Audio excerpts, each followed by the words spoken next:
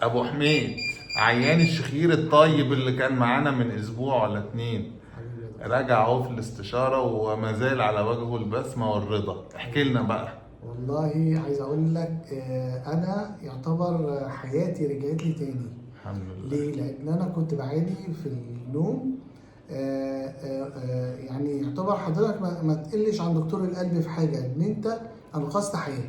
الحمد لله. بجد والله، لان انا كنت بموت وانا بنام.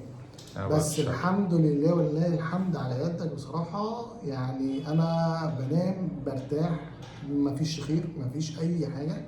مبسوط. وقطعة النفس. وقطعة النفس مفيش خلاص. الحمد لله. خلاص. الحمد لله. الحمد لله، ربنا يبارك لك يا يا دكتور. ربنا يكمل بصراحة شفاك. وحضرتك من الدكاترة ربنا يعني يخليك. بروفيسور. ربنا يخليك حبيبي، ربنا يديك يعني الصحة. انا بتكلم يا جماعة. الحمد لله على سلامتك. الله يسلمك. الحمد لله على السلامة الله حبيبي. يسلمك.